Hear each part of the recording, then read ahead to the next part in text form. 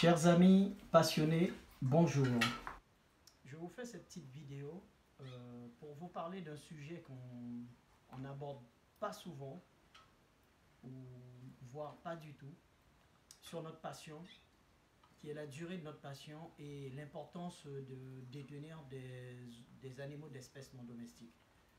Il y a énormément de gens en France qui détiennent beaucoup d'animaux d'espèces non domestiques. Un animal d'espèce non domestique, en fait, la définition, c'est que cet animal-là existe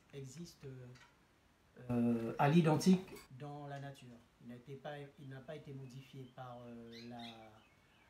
la génétique, il n'a pas été modifié par la mutation et tout ça. On le retrouve tel quel. Les oiseaux que vous voyez derrière, ce sont des Oryzoborus angolensis. On les retrouve dans la forêt, à l'état sauvage de l'Amérique du Sud, répandus un petit peu partout au niveau géographique.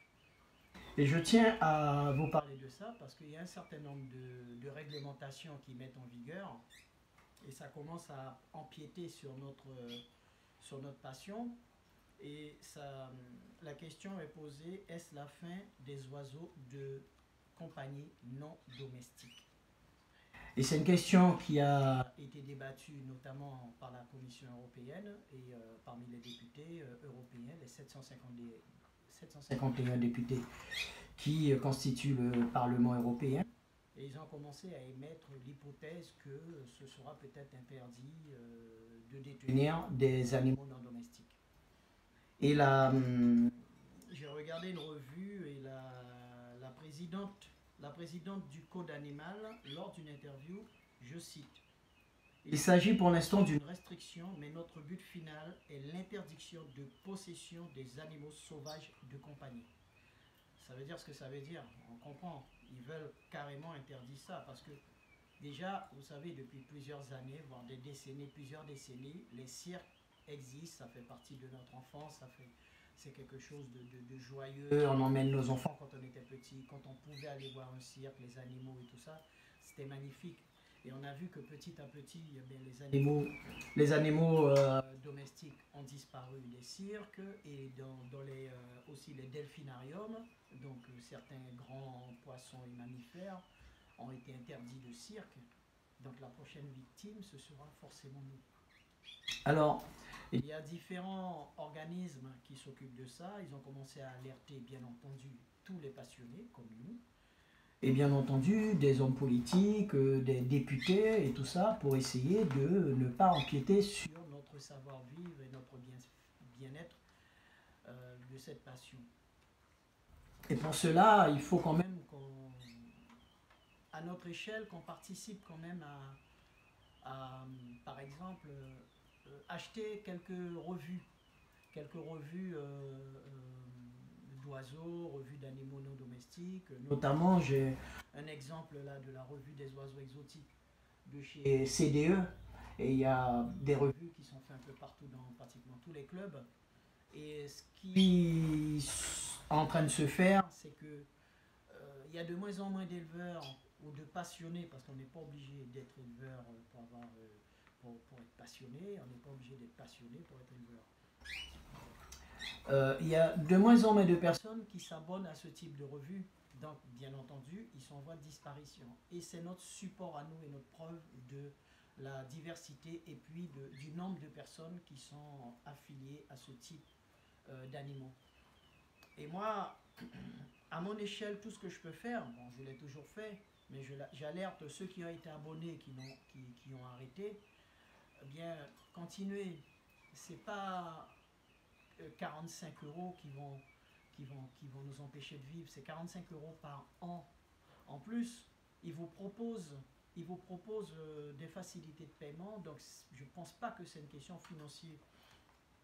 financière. Et il faut vraiment s'abonner parce que ce sera notre atout à nous tous de faire perdurer notre passion, notamment nos oiseaux non domestiques. Parce que justement, quand on aura ça, il y a beaucoup de gens qui sont abonnés, ça donne plus de moyens et ça nous permet aussi, dans ces revues, ce qui m'intéresse, qui est très intéressant, c'est de voir les différents éleveurs, comme vous, comme moi, qui peuvent faire des reportages et puis avoir ce support-là pour pouvoir se faire connaître et puis ses méthodes de reproduction, son élevage et tout ça. Et je trouve que c'est très intéressant de pouvoir d'en parler. Et pour cela, pour que ça perdure, je pense qu'il faudrait aussi que nous on fasse l'effort, parce qu'après quand ce sera vraiment interdit, ils vont commencer à nous interdire à posséder ces oiseaux-là ou ces animaux-là non domestiques. Et bien, on aura connu les yeux pour pleurer. Pourquoi? Parce que ben, on a pu agir à un moment donné et on ne le fait pas. Et ça, pour moi, c'est important, c'est capital parce que ça y va de l'avenir de notre passion. Parce que ces genres de revues, ce sont des trimestriels, d'accord? Donc ils apparaissent tous les 3 mois. Et justement, ce sont les éleveurs qui constituent vraiment le sujet principal de cette revue-là. Il y a quelques publicités, bien entendu, mais je trouve que l'évolution des différents éleveurs, avec les conseils qu'ils donnent et tout ça, ça apporte beaucoup, beaucoup à certains, dont moi. Et quand on a, par exemple, chaque trimestre, on a une revue comme ça, pour montrer notre implication dans cette passion, on peut, par exemple, envoyer, notamment par la CDE, l'UOF, le FFO, ils peuvent envoyer à la DDPP, à la DREAL, au ministère, etc. Ils peuvent envoyer chaque trimestre l'implication de tous les éleveurs qui ne sont pas d'accord, et ils sont vraiment nombreux à posséder ce type d'animaux, et pour qu'on ne nous enlève pas ça et on nous mette cette interdiction. Ça, c'est une première chose. Ça, c'était le petit aparté, la petite parenthèse. Maintenant, je vais rentrer dans le vif du sujet. Je voulais parler de ce qu'on appelle les probiotiques et les prébiotiques. Vous savez que les probiotiques, ce sont des bactéries aviaires, pas forcément aviaires, mais les probiotiques aviaires, qui existent dans les différentes flores que constitue un animal, notamment dans la bouche. On a une flore, un microbiote dans la bouche, dans le nez, dans l'intestin, partout, c'est réparti dans le corps de l'oiseau, des animaux. Là, je suis ciblé sur les oiseaux.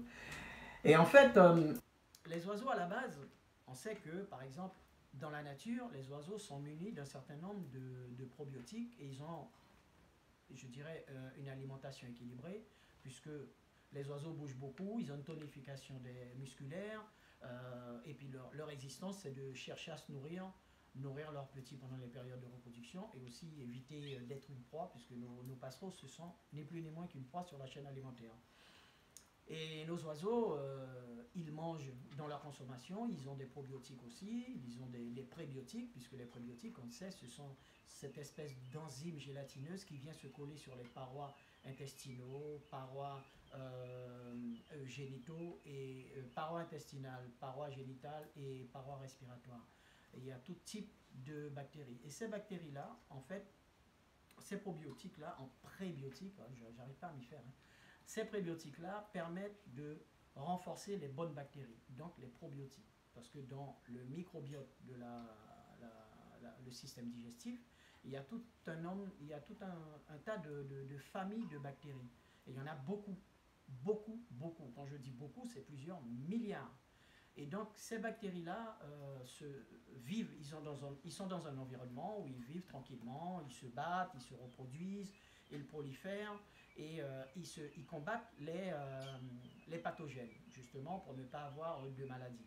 Et ces probiotiques-là, ils sont nombreux, et il y a plusieurs types de familles, de souches.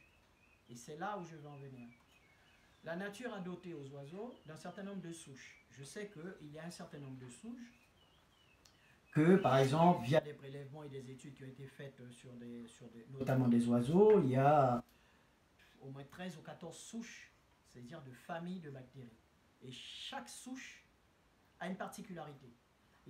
J'ai vu qu'il y a, après avoir consulté diverses publications, j'ai vu que le subtilis, par exemple, le Lactobacillus subtilis, c'est une souche qui est un peu répandue partout dans l'oiseau, que ce soit dans les trois systèmes, que ce soit digestif, génital ou respiratoire, dans les trois. On retrouve, alors je ne sais pas pourquoi, ça doit forcément avoir une signification et puis un intérêt primordial, puisque c'est pratiquement les plus nombreux. Et toutes ces souches, en fait, sont transmises par les parents lors de la naissance. Quand un bébé naît, il est complètement dépourvu de toute bactérie. Il n'a pas de bactéries du tout. Donc son système digestif n'est pas encore activé. Il est activé par justement les anticorps que la mère va lui transmettre dès le début. Et quand la mère lui transmet ça parmi les premières béquets, eh bien, il va transmettre des anticorps et aussi des bactéries. Et ces bactéries-là se transmettent de génération en génération. Et il faut les entretenir parce que les bactéries ont une durée de vie d'environ 1h30 à 2 heures. Et ils se renouvellent constamment, comme ils se reproduisent. Il y a un qui sort de la paroi intestinale, il y a un autre qui rentre, et ainsi de suite. Et en fait, on dit que c'est un système dynamique. Ça bouge constamment, c'est constamment en mouvement. S'il y a un microbiote à l'intérieur, il y a tout un tas de microbes qui soient pathogènes, il y a des virus, il y a tout un tas de trucs, mais il faut qu'il y ait un équilibre, d'où l'équilibre de la flore intestinale.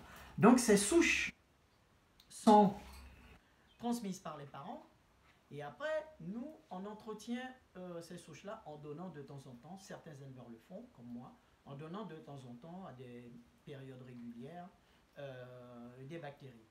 Mais seulement les bactéries qu'on nous propose, il y a très peu de souches. Or, si la nature a pourvu les oiseaux sauvages de 13-14 souches différentes, c'est pour une raison. Mais quand on commence, par exemple, lors d'un blanchiment, lors d'un traitement antibiotique, on démunit tout le système digestif de ces bactéries-là. Je vous rappelle que ces bactéries-là, c'est la première barrière antivirale, quoi. C'est la première barrière qui combat les pathogènes. Et donc, quand ces oiseaux-là sont démunis de leur souche, on leur redonne, bien entendu, une colonie de bactéries, mais souvent, les produits qu'on trouve sur le marché sont pas complets. Pourquoi? Parce qu'il n'y a pas aujourd'hui sur le marché un produit qui contient toutes les souches aviaires. Je dis bien aviaires. Ce n'est pas les mêmes que nous, l'être humain. Et même pour les mammifères, ce n'est pas les mêmes. Donc, ce qui fait qu'il y a un déséquilibre qui va se faire parce que nous allons donner, admettons, nous allons donner du Lactobacillus subtilis, du Bifidobacterium par exemple. On va donner 2 souches, Bifidobacterium reuteri, je ne sais pas quoi. On va donner 2 souches et ces souches-là, bien entendu, elles vont se reproduire, mais il va en manquer. C'est comme si on avait un moteur à 4 pistons et il y a un piston qui n'est pas là. Donc le moteur tourne mal. Ils sont faits pour fonctionner ensemble, en osmose. Et c'est là où on a un problème avec notamment les maladies. Parce que justement, par ce manque de souches, eh bien, on a de plus en plus de maladies qui apparaissent. Il y a de plus en plus de pathologies qui apparaissent. Les oiseaux sont de plus en plus fragilisés, alors que normalement, l'oiseau, on doit bien entendu respecter les règles de sécurité quand il y a une intrusion, quand on a une nouvelle entrée, on le met en quarantaine. Mais nos oiseaux en captivité sont tellement fragilisés dû à ce manque de diversité de souches, eh bien, ils tombent malades facilement. Donc, ce que je voulais dire, c'est que chercher à, par exemple, mélanger, quand c'est le problème, le même système de lyophilisation, par exemple, bon, je ne voulais pas donner de marque, mais on va trouver ça chez OC Proven de chez Virbac, on va trouver ça de chez le Protexine de chez Avison, on va trouver ça, le Bio Aves de chez Aves, c'est ça? Ouais. Et donc en regardant les dates, en respectant les dates, on peut mélanger les trois. Moi, ce que je mélange, par exemple, je vais prendre le Protexine, je vais mélanger avec l'Océproven. L'Océproven, il y en a 2, c'est le Fermentum et le Reuteri. Le Fermentum, eh bien, c'est, d'après les prélèvements, c'est la bactérie, cette souche de bactérie qu'on va retrouver dans le proventricule subcenturier, le ventricule subcenturier. On l'appelle aussi l'estomac. Et là-dedans, eh qu'est-ce qui se passe? C'est qu'il y a la fermentation. Parce que c'est un organe glandulaire, ça sécrète des enzymes et des acides, et ça maintient le pH très bas, et ça permet de fermenter. Et après, ça va passer au gésier. Le gésier va broyer, puisque c'est un organe musculaire. Il va broyer, et en fonction de comment ça va être le broyage, si ce n'est pas suffisamment broyer, ça va repartir dans le ventricule succion-turier pour faire un espèce de circuit tournant jusqu'à ce que le gésier estime que c'est suffisamment broyé pour pouvoir descendre après dans l'intestin et après récupérer tous les nutriments qui va se répartir dans tout l'organisme de l'oiseau. Mais pour cela, il faut qu'il y ait toute cette bactérie-là aussi. Parce que ça va contribuer notamment à la digestion, ça va contribuer aussi à ce que l'oiseau tombe pas malade, ça va contribuer à ce que l'oiseau se porte bien, tout simplement, mais il faut ses souches, tout simplement. Et donc, donner une régularité de une fois toutes les 2 semaines dans son programme nutritionnel, moi je trouve ça très bien. Tous les 15 jours, un jour de bactéries, un jour dans l'eau minérale, l'eau de source. Et les bactéries vont s'activer parce qu'ils sont lyophilisés en fait. C'est un processus industriel. Et les bactéries, quand ils vont être ingurgités, notamment d'abord dans le jabot et après dans le proventricule, ça va se réveiller, ils vont s'activer et après ils vont se répartir partout à remplir leurs fonctions propres. Et c'est ce qu'il faut faire. Parce que donner par exemple des acides, tout le monde croit qu'en donnant que des acides, ça évite la mégabactériose. Mais il y a tout un tas de problèmes quand il n'y a pas d'acidification du système digestif. Il y a tout un tas d'autres maladies qui n'est pas uniquement que la mégabactérie. La mégabactérie, c'est vrai qu'elle se trouve au niveau du proventricule, mais quand l'acidification, l'eau acide, le pH est trop haut, donc il ne faut pas donner trop longtemps de l'eau alcalin, parce que vous savez, dans le tableau du pH, on a appris ça à l'école, il y a le pH neutre qui est 7, et ça part de 0 à 14. Au-delà de 14, on n'a pas les chiffres, mais en tout cas, ça part de 0 à 14. 0, c'est le plus acide, de 1 jusqu'à 7, 6, 5, 4, 3, 2, 1, 0, c'est de plus en plus acide. Et plus on part dans les chiffres positifs, plus ce sera alcalin. Donc très doux, ce sera une eau trop douce, et ça, donner ça trop longtemps, ça va contribuer justement à dérégler le système digestif. Et donc la glande qui va sécréter ce sucre pour pouvoir créer ces acides-là va se dérégler aussi, parce qu'il n'est pas fait pour. Et après, la bactérie, la mégabactérie va se réveiller, parce qu'il ne faut pas croire, nos oiseaux, on a tout à l'intérieur. Ils ont, enfin, nous, ils ont tout dans leur système digestif. Il y a pratiquement tous les pathogènes sont là. La coccidiose, la coccidie, il y a des parasites, il y a tout. Et pour cela, ils sont là, mais tant qu'on a une alimentation équilibrée et une hygiène régulière, eh bien, les maladies ne se développeront pas. Par contre, dès qu'on aura un dérèglement de la flore intestinale, ça veut dire pas suffisamment de bactéries, pas assez acide, tout ça va faire que ça va se dérégler et les dormants vont se réveiller et ils vont commencer à proliférer et prendront la place sur les parois, donc les enzymes, sur les prébiotiques, et là ils vont commencer à proliférer, et puis il y aura un déséquilibre qui va se faire et vos oiseaux vont se fragiliser. Et bien entendu, quand on respire la souille, les microbes, tous les microbes que les oiseaux respirent à longueur de journée, tout comme nous, comme tous les êtres vivants sur la planète, eh bien ils vont se fragiliser, et puis ils n'ont pas de défense immunitaire, et puis ils vont tomber malades tout simplement. Donner trop de vinaigre, c'est pas bon non plus si on ne donne pas de probiotiques. Pourquoi? Parce qu'en donnant trop d'acide, eh bien, quand on donne ça trop souvent, tout le temps, parce que j'en connais qui donnent ça tout le temps, eh bien, il faut savoir que dans les parasites, les microbes, les bactéries s'adaptent. Ils vont s'adapter aux prébiotiques.